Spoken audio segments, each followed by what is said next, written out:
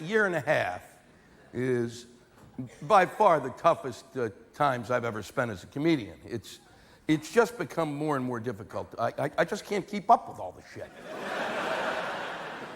It used to be easy. One or two things might happen in a week, and now something will happen, and I'd read about it, and I'd go, I'm gonna make that funny, and then the next day, 30 other things that fucking happened! Who can keep track of this shit? I don't even have a Ports of Dubai joke, and we're on to immigration.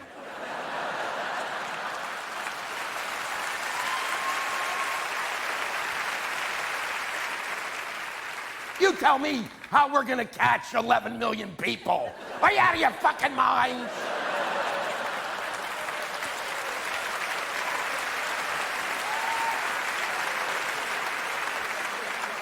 And build a fence that's 700 miles long.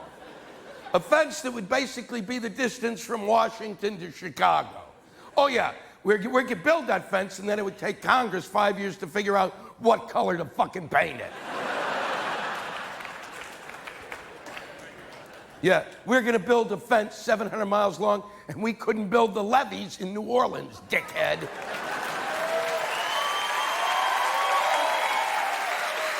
But it's not good enough for our president that it's written in the Bible. He felt it was just an imperative that we have to put it in the Constitution, and so do many states. Because apparently we heterosexuals have reached a point we're so fucked up that we better write it down in case we forget who we're supposed to marry. It's unbelievable. It's in the book already. What, do you need to print it? Are you crazy?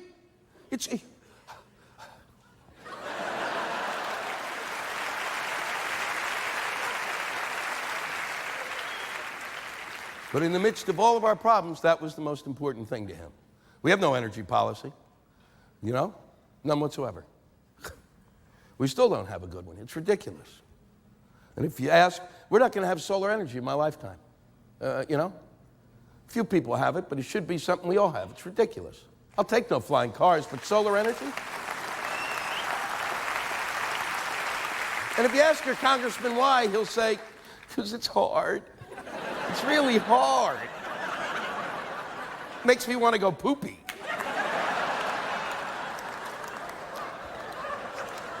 You know why we don't have solar energy? Because the sun goes away each day and it doesn't tell us where it's going.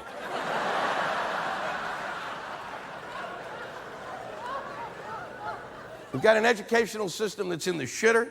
We got a war going on. There's one thing after another. And what did our president think was important? Queers. That's what's important.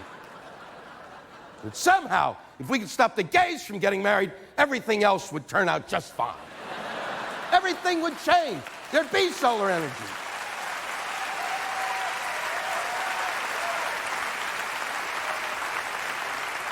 The Sunnis and the Shiites would lay down their arms. He stopped the queers. I love you too.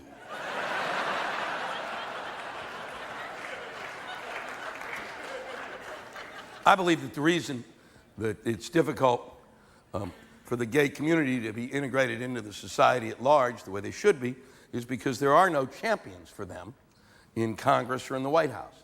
And that is the way every group of people has basically been integrated into the society. That's the way it works.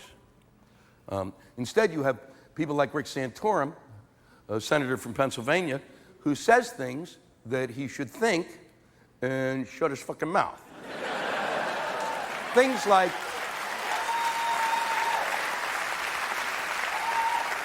you can go ahead and think it, that's fine.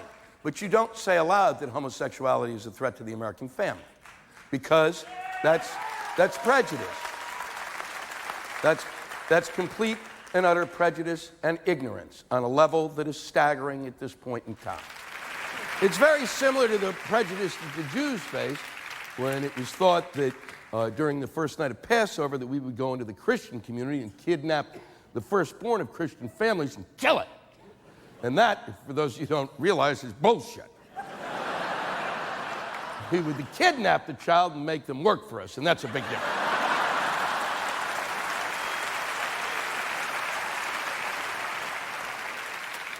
Homosexuality is a threat to the American family? Are you kidding me?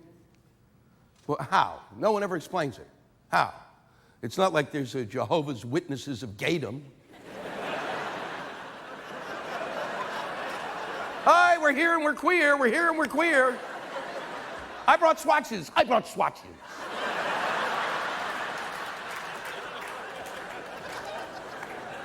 But maybe I'm wrong. Maybe there are a group of gay banditos who get into a van every day and wander from village to dell.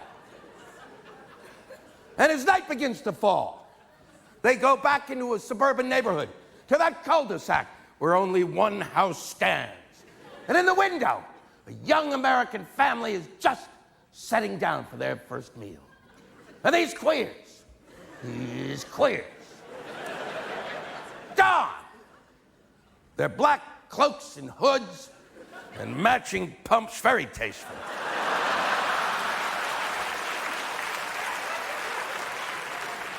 And they charcoal up their faces and sneak up to that house and open the door and start fucking each other in the ass. And another American family is destroyed.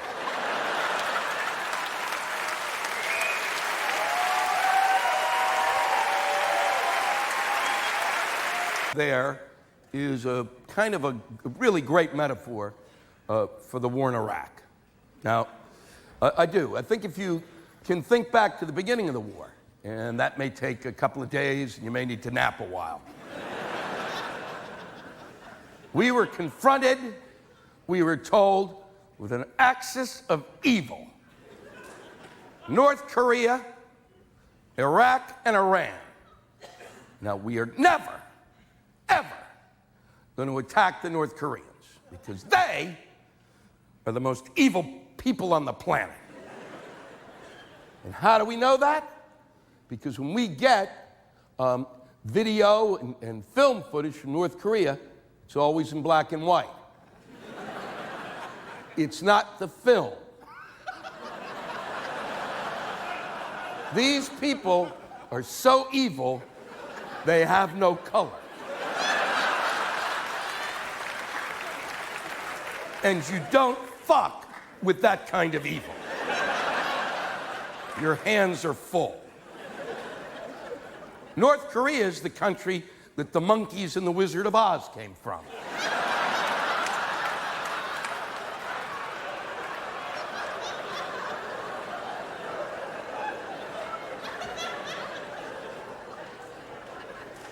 Then there was Iraq, a country with an insane leader and weapons of mass destruction.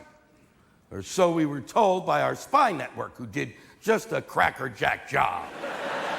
Oh, yeah, we know. Remember, they are.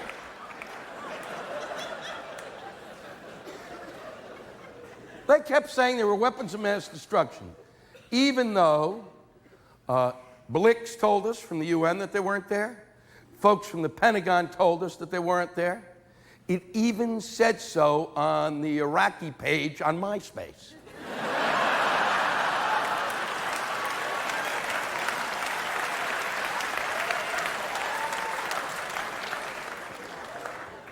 And then there was Iran. Insane leader, just as insane as Saddam, completely nuts. Only they actually have access to nuclear materials that they are beginning to convert into some sort of a bomb that they eventually will put into a missile, and 500 Iranians will throw it at us.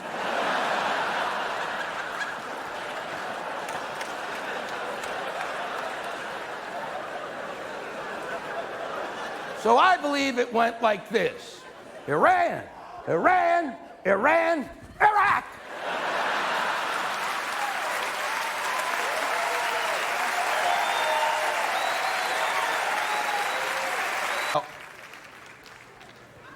There is a big difference between the Old Testament and the New Testament, and that is the New Testament God is really kind of a great guy.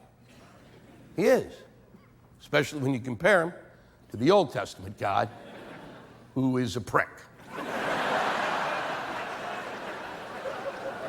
I don't know what happened to God, over time, how he matured, if he went to an anger management class. Or maybe just the birth of a son calmed him down. But before he had the kid, holy fuck, he was out of control.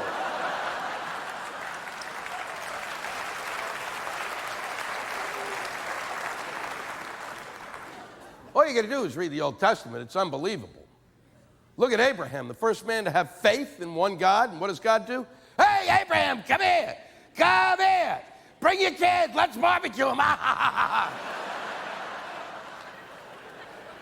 Moses spends his life, crosses the desert with them, 40 years devoting to his people to get them out of Egypt, across the desert to the promised land. And God goes, hey, Mo, you're not getting in. Kiss my ass.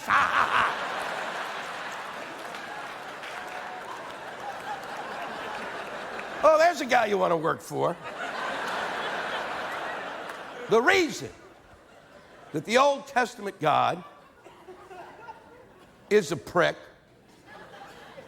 was because the Old Testament is designed as a book to get the Jews to straighten up and fucking fly right. Because they were out of control. They were 10 hairs away from being baboons. And that's the point when I do that in the South, that you can hear the veritable fucking pin drop.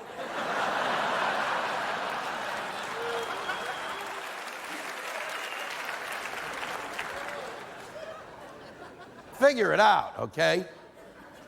You watch Jerry Springer. That's what we're like now. Imagine what they were like then. They needed rules.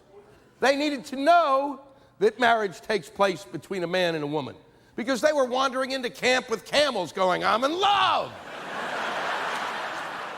I don't give a shit what you are. You can't marry a snapping turtle, asshole.